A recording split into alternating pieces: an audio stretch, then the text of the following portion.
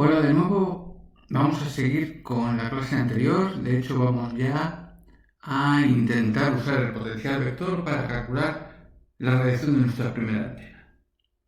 Bien, nuestra primera antena es el dipolo elemental, el dipolo infinitesimal, que primeramente vamos a pasar a definir. Bien, vamos siempre a usar como marco de referencia, aunque no sea siempre de las ecuaciones, pues es el que nos manejamos mejor, el sistema de coordenadas cartesiano. ¿De acuerdo? Vamos a copiarlo por aquí y vamos a empezar a definir primero cuál va a ser nuestra antena y qué elementos vamos a usar. Bien, en este sistema de coordenadas cartesianas voy a definir esta antena, una antena pequeña, muy pequeña, infinitesimalmente pequeña, ¿de acuerdo? Que va desde los puntos z igual a menos L medios hasta z igual a L medios, es decir, esta longitud es L. Es decir, una antena es un hilo por el que circula corriente de tamaño L. Esa corriente vamos a suponer que es una corriente dirección el eje Z positivo. Es decir, por ese hilo muy pequeño va a circular una corriente en esa dirección. ¿De acuerdo? Esa corriente, entonces, esa antena va a ser un hilo en el que circula una corriente constante, dado que la antena es infinitesimalmente pequeña, podemos considerar que la corriente es constante, ¿de acuerdo? Y entonces la vamos a llamar I sub 0. Naturalmente, esa corriente, habíamos dicho, nosotros tenemos una corriente lineal, esa corriente tiene dirección. ¿Cuál es la dirección si vemos la figura? La dirección es la dirección de los ejes del eje Z positivo, es decir, los Z positivos. Es decir, denotamos, si acordáis de esta manera, I sub 0 por vector unitario Z. Esa va a ser nuestra corriente.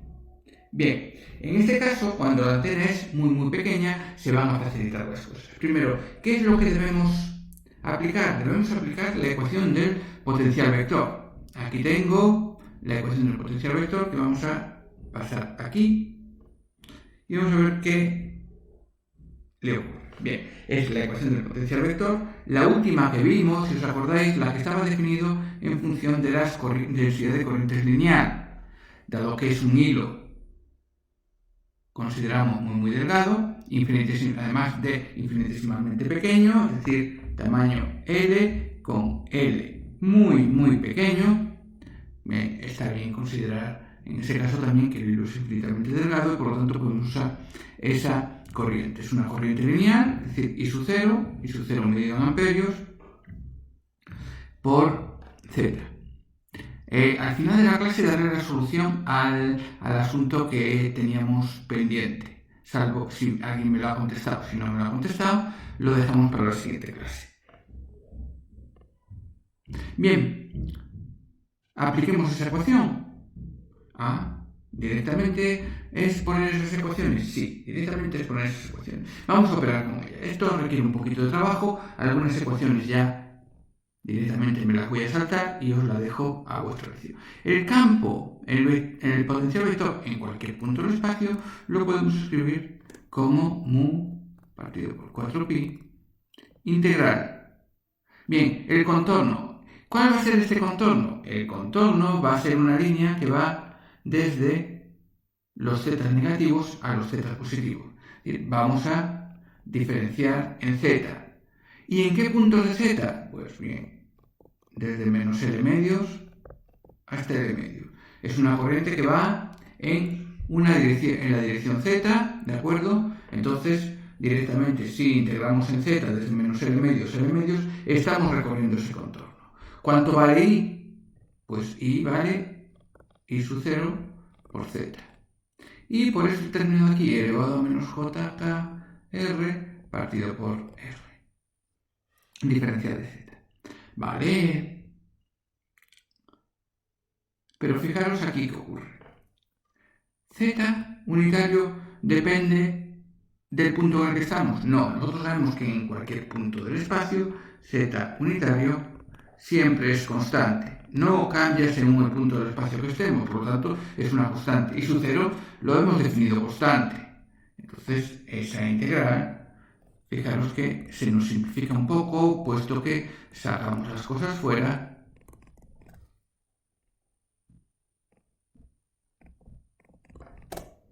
Integral desde menos L medios a L medios de elevado a menos j kr partido por r diferencial de z. Bien, en casi todos los casos que nos vamos a encontrar, siempre este término que tenemos aquí es el que nos hace más difícil la integración. Bien, en este caso vamos a hacer una aproximación, es una aproximación que es exacta para el dipolo infinitesimal y muy buena cuando la antena tiene un tamaño muy pequeño, que será la siguiente. Vamos a recoger esta figura de nuevo que estamos aquí para ver de qué estamos hablando. Bien, la ponemos de nuevo y vamos a recordar lo que era R. R es la distancia que va desde cada uno de los puntos donde yo estoy integrando al punto de observación. ¿Qué ocurre en este caso? Pues en este caso ocurre que la antena es infinitesimalmente pequeña, muy pequeña. Es decir, en cualquier punto que esté integrando, esta distancia, al ser esto muy pequeño, se va a confundir con la propia R, ¿de acuerdo? El propio valor absoluto de R. Perdonad que me he tenido que cambiar de sitio, pero me queda sin batería aquí. Estábamos diciendo que en este caso, lo volvemos a repetir, esta antena, que es muy pequeña, este punto de aquí, respecto de este punto de aquí, cuando yo mido a una distancia R, ¿de acuerdo? El R, si atendemos a la figura de aquí, es la distancia de cada uno de estos puntos al punto de observación. Bien, si esta distancia es muy pequeña, ocurre que R se confundirá con R, ¿de acuerdo? Bien, a ese R le denominaré R, luego ya hablaremos de él. Bien, pues esa aproximación voy yo a hacer aquí. Entonces, si R aproximadamente, justo para este caso, esta aproximación es muy dura de hacer, ya hablaremos de ella en otra clase, pero en este caso si funciona, hago esa aproximación, obtengo que la expresión se me convierte en esto de aquí. Elevado a menos jk, ese nuevo r, partido por r diferencial de z. Bien, pero este r, si nos damos cuenta, es el vector de observación, que no depende de la integral. ¿De acuerdo? No depende de las variables prima. A mí se me pasó aquí el z', no depende de las variables prima. Por lo tanto, puede salir fuera. Y me queda finalmente que esa expresión A en SR es igual a mu partido por 4pi y su 0 elevado a menos j kr partido por r z integral desde menos L medios hasta L medios de diferencial de z. Esta integral, la integral de una constante, es L medios menos L medios, es decir, L. Es decir, eso es igual a L mu partido por 4pi y su 0 partido por r elevado a menos j kr por z. ¿De acuerdo? Ya tenemos la expresión del potencial vector. Bien, hemos avanzado bastante. Así de simple es, ¿de acuerdo? Bien, recordemos que el potencial vector no es lo que queremos, pero a partir del potencial vector puedo calcular h a partir de la rotacional. Bien, en este punto yo ya necesito trabajar con coordenadas esféricas. Ya sé que le tenéis un poco de respeto, pero vamos a volver a ellas. Bien, vamos a hacer un repaso muy rápido. Tampoco podemos extendernos mucho, ya habíamos visto, pero vamos allá porque una vez que veamos esto en esféricas, esto se comporta mucho mejor. Y la expresión permite otra serie de manipulaciones. Fijaros, vamos a coger este sistema de coordenadas que me es muy útil para hablar de coordenadas cartesianas y esféricas. En principio, para vosotros es poco complicado decir que este punto lo definimos en coordenadas cartesianas con un punto X y Z. ¿De acuerdo? Ese punto X y Z, si miramos las proyecciones que ya aquí tenemos dibujadas, ¿de acuerdo? Vamos a poner x0 y 0 y z0 para no confundir con esto. Pues aquí en este punto tengo x0, en este punto tengo y0 y en este punto tengo z0. Y así resolvemos ese punto de ahí. Bien, los sistemas de coordenadas tanto tienen posición como vector, ¿de acuerdo? Vectores unitarios. Además de, en un punto del espacio, definir el sistema que me define dónde estamos, x0 y 0 y 0 y z0, si tuviera un campo vectorial, además debería definir en ese punto el vector hacia dónde va, ¿de acuerdo? Pues bien, en ese caso, el sistema vectorial sabemos que tiene las componentes x y z unitario, donde el x unitario va en la dirección de x, el z unitario va en la dirección z y el unitario va en la dirección y. No, espero que eso es trivial, nos acordaremos suficientemente. Bien, si ahora yo quiero trabajar en coordenadas esféricas. Bien, ese punto de x0 y 0 y z0 del espacio también lo puedo definir, también lo puedo considerar a partir de las coordenadas r, θ y φ. ¿Qué son cada una de ellas? Bien, yo ese punto del espacio lo puedo definir a través de, voy a poner ese punto, lo veis en rojo, lo vemos marcado en rojo, una esfera que pasa por ese punto. Vemos aquí una esfera, aquí tenemos el cuadrante positivo y en rojo vemos esa esfera que pasa por ese punto. A partir de esa esfera yo puedo definir varias cosas. En primer lugar, el radio de la esfera, ese R. A partir de ese radio de la esfera defino la esfera donde está ese punto. Ya tengo mi primera coordenada R. También defino el ángulo que tengo sobre el eje Z, ¿de acuerdo? Ese R, el ángulo sobre el eje Z, lo defino como θ, ¿de acuerdo? De esa manera, si yo sé, he puesto θ unitario, si yo conozco el radio de la esfera y el ángulo que forma, conoceré toda una serie de puntos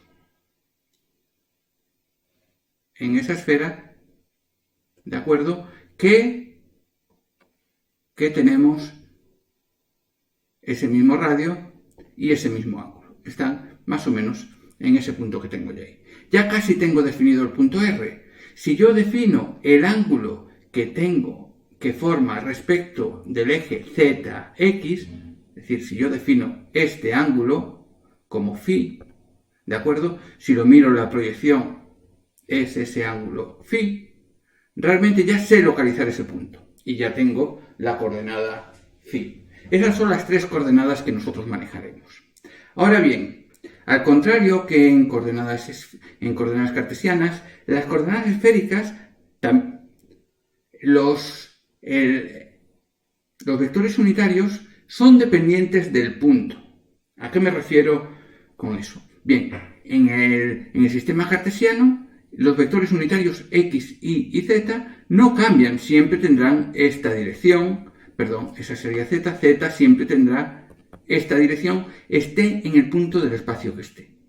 Sin embargo, en el sistema de coordenadas esférico, r unitario, z unitario y φ unitario, he puesto al revés, r unitario, θ unitario y phi unitario, su dirección dependerá de este punto. Vayamos a ver justo en ese punto cómo son, ¿de acuerdo? Vale, voy a copiar de nuevo la figura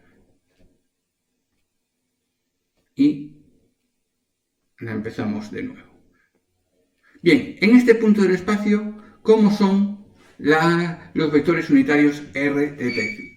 El vector unitario r es el vector unitario perpendicular, normal, a la esfera que pasa por ese punto. Es decir, es la continuación de este r que tenemos aquí. Es el vector perpendicular a la esfera en ese punto. El vector unitario θ es este vector que pasa por esta línea. ¿De acuerdo? Es un vector perpendicular claramente a R unitario, puesto que en los sistemas de coordenadas los vectores unitarios también son perpendiculares entre sí, ¿de acuerdo? Y está contenido en este plano que tenemos ahí, entre este punto y este, ¿de acuerdo? Y nos queda el vector unitario phi. El vector unitario phi es paralelo al plano xy y toma la dirección tangente a la esfera. Tanto el vector unitario θ como el vector, estoy poniendo al revés, el vector unitario phi, son tangentes a la esfera. En este caso, el θ en esta dirección y el phi tangente al plano xy, ¿de acuerdo? Paralelo al plano xy. Bien, fijaros que entre los tres forman un sistema de coordenadas que depende del punto en el espacio, porque si tomáramos este punto en el espacio, el vector unitario r, fijaros que ya sería distinto, el vector unitario θ también será distinto, en este caso el vector unitario phi, en este caso sería el mismo, ¿no? Pero si cambio de sitio, el vector unitario va a cambiar. Es decir, los vectores unitarios dependen del punto en el que estamos. Pero esto es muy útil siempre cuando en problemas tridimensionales. Veremos por qué en este caso. No vamos a adelantar nada, sino que lo vamos a ver un poquito más adelante. ¿De acuerdo? Hecho ese repaso rápido, lo que vamos a hacer es convertir esto que tenemos aquí en coordenadas esféricas. ¿Cómo hacemos la conversión? Bien, lo fácil es acudir a las tablas de conversiones. Tengo ya una por aquí, la que me convierte un campo en coordenadas cartesianas en un campo en coordenadas esféricas. Tengo esta expresión, es decir, un A que va a ser de este modo, puesto que solo tenemos componente z, fijaros, será esto que le vamos a llamar a z por z unitario. Si yo tengo un campo vectorial A en coordenadas cartesianas, AX por X unitario, más AI por Y unitario, más AZ por Z unitario, lo podré cambiar a esféricas utilizando esta expresión que tenemos aquí. Es una expresión matricial, pero que se lee muy fácil, ¿de acuerdo? En cualquier libro tenemos cualquier conversión. Bien, en esta expresión tengo esto mal, realmente esto es θ, ¿de acuerdo? Efectivamente, estoy comprobando y aquí hay un signo menos. Lo he copiado mal.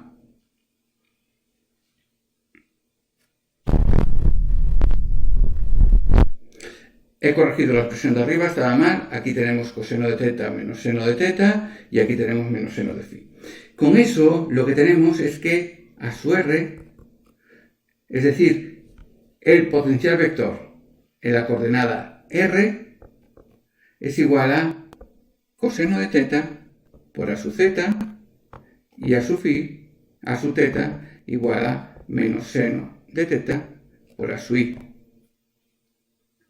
Eso viene a decir que a lo puedo escribir en coordenadas esféricas, pues también de la siguiente manera. Y atendiendo a mi resultado, A será igual a coseno de teta por A sub z por R unitario menos seno de teta por A sub z por teta unitario más 0. Vale. Cojamos las expresiones ya correctas finales y de las que tenemos lo siguiente. A su R igual a, voy a copiar para no llevar ningún error, elevado a menos JKR partido por 4pi R coseno de teta, a su teta igual a menos nu i sub 0 L elevado a menos JKR partido por 4pi R por seno de teta y a su phi igual a 0. Vale, de esta manera voy a trabajar directamente con estas expresiones. Recordad, ya obtenido A, puedo obtener el campo magnético H como 1 partido por mu rotacional de A. Bueno, aquí hemos hecho una cosa que en realidad nos dificulta las cosas. Os estoy diciendo que a la larga las coordenadas esféricas nos van a facilitar todo el proceso, pero aquí nos encontramos con un pequeño hándicap. Si vamos a las tablas de cómo es el rotacional o lo hacemos nosotros, el rotacional en cartesianas es bastante simplificado. En cambio, si aplicamos el rotacional en esféricas, tenemos que tener mucho cuidado. Y el rotacional en esféricas tiene esta expresión que tenemos aquí, que vamos a copiarla de aquí arriba. Vamos allá. Aquí la tengo. Vamos a ver. Copiar.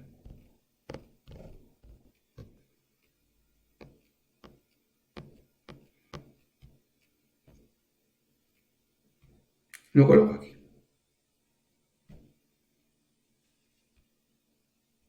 Bien, tiene esta expresión de ese tipo. Vale. Realmente lo comparamos con cartesianas y es una expresión muchísimo más compleja.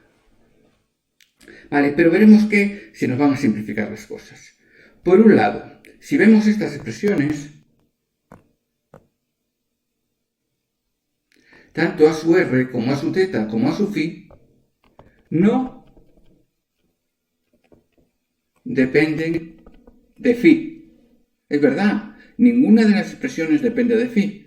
Por lo tanto, si no dependen de phi, no existen variaciones respecto de phi. Es decir, esta derivada se me anula. Esta derivada se me anula. ¿De acuerdo?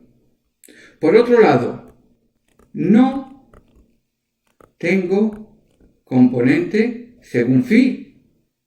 Son independientes una cosa de otra, ¿de acuerdo? Ha coincidido. Pero no tengo componentes de phi, por lo tanto. Aquí tengo a su phi. Este término fuera. Este término fuera. Por lo tanto, el rotacional de A se me simplifica un poquito en esas coordenadas y me da eso de ahí. La 1 partido por R, parcial respecto de R por A teta, donde A teta lo tengo aquí, menos parcial de AR, que lo tengo aquí, respecto de teta, todo eso con componente phi. Es decir, luego además tengo mu, es decir, H no va a tener más componente que phi, es decir, H sub R va a ser 0 por esta expresión de aquí y H de teta he puesto esto fuera y H de teta igual a 0. Y si calculo H de la componente phi, me sale igual a, vamos a ponerla ya bien, vamos a hacerla. No vamos a hacer la derivada, si alguno tiene interés la puede hacer, no es complicada. J partido por K y su 0 L seno de teta 4pi R 1 más 1 partido por JKR por elevado a menos JKR. ¿De acuerdo? Ya tengo la expresión del campo. Fijaros que el campo tiene únicamente componente phi. Bien, seguramente si hubiera hecho el proceso en cartesianas, me resultaría un poquito más sencillo, aunque este al final ha acabado siendo sencillo. Pero obtendríamos una componente X, una componente Y y una componente Z. Y no veríamos ahí esto que se ve aquí.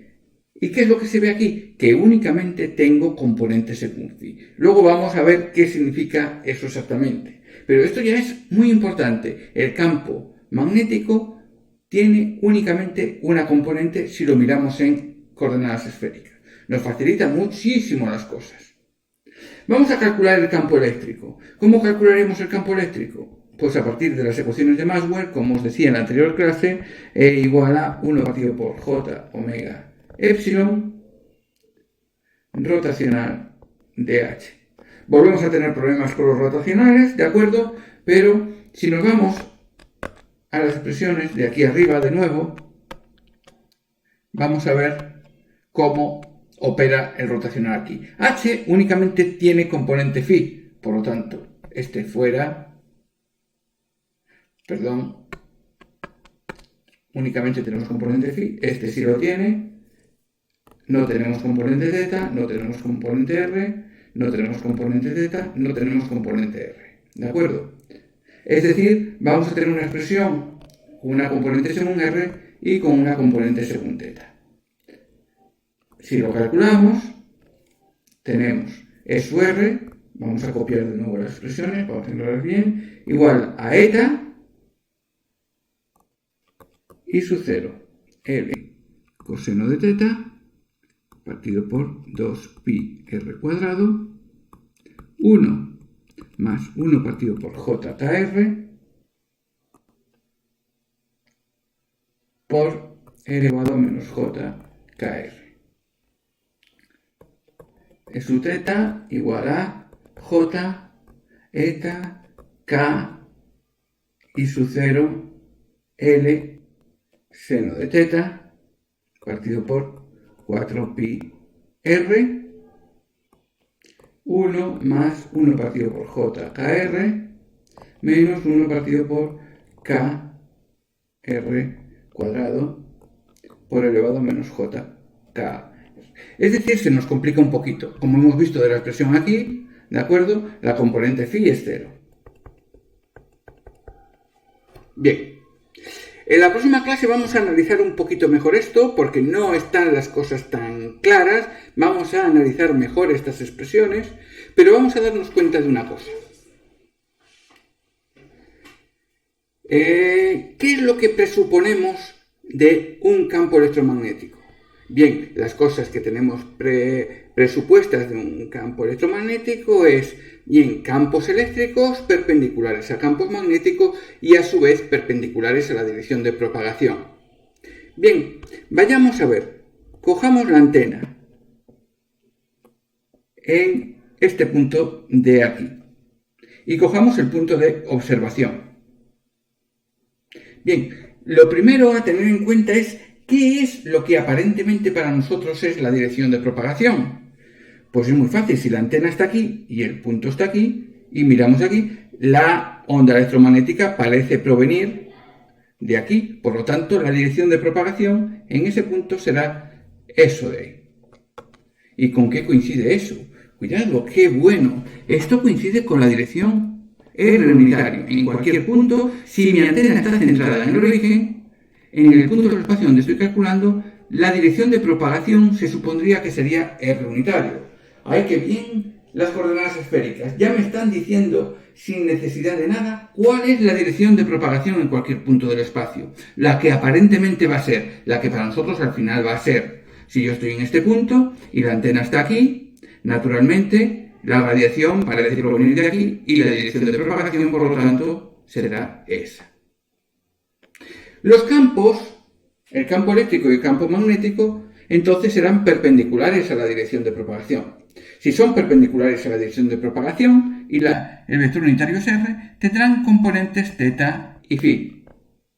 ¿De acuerdo? Porque son las componentes perpendiculares a R. Entonces, fijaros que todo nos facilita mucho las cosas el sistema de coordenadas. Tanto el campo eléctrico como el campo magnético, si presuponemos que las cosas son como son, que ya veremos que hay ciertas cosas que no nos van a cuadrar, el campo electromagnético tendrán componentes θ y φ. Y no tiene componente R, porque suponemos que los campos eléctricos y campos magnéticos no tienen componente de la dirección de propagación. Y a su vez, campo eléctrico y campo magnético son ortogonales. Y a su vez, lo que decíamos, serían ortogonales a la dirección de propagación. Esto es lo que presuponemos. Vamos a ver que las cosas no son así. Y en la próxima clase vamos a analizar eso con un poquito más de detalle. Veamos que las cosas no son así. Ah, es verdad. En primer lugar, aquí tenemos campo magnético. Aquí tenemos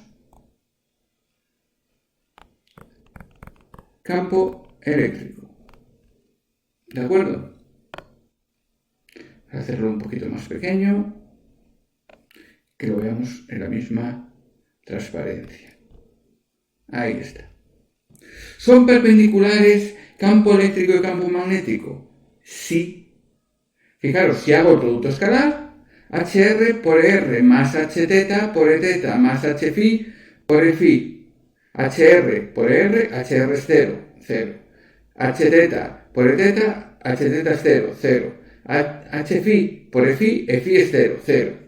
Si el producto escalar de los vectores es 0, son perpendiculares. Efectivamente, este tiene componente Φ y este no tiene componente Φ.